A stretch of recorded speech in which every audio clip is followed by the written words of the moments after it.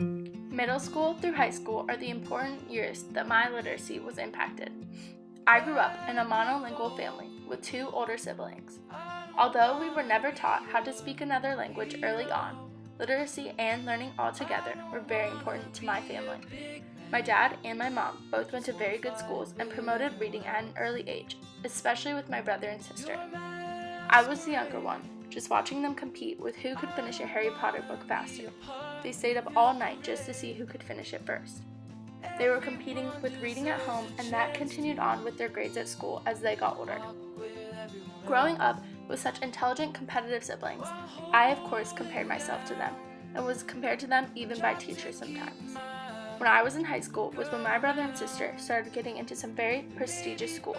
At that point, I was just in awe, but it did not push my competitiveness until high school. In high school, I was competing with the thought of my siblings in mind.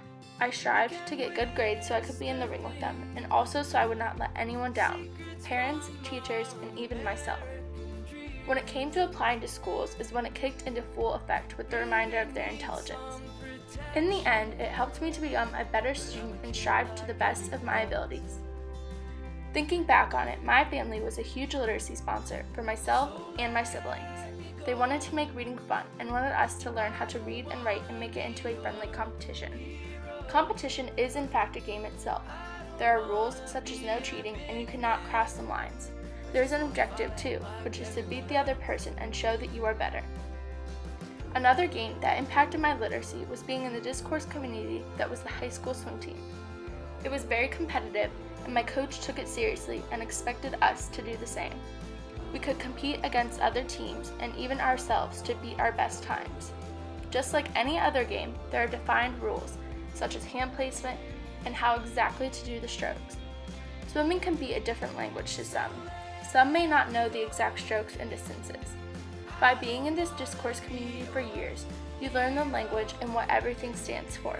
Also, 5:30 a.m. practices before school taught me the principle of discipline.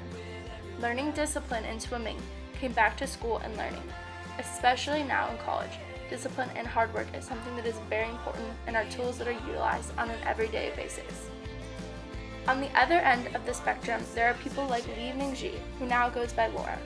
Laura has a totally different story of literacy to tell. Laura grew up in a bilingual family in Chengdu, China, and is now an exchange student attending Ohio University. A tutor was hired when she was just 3 years old to teach her English.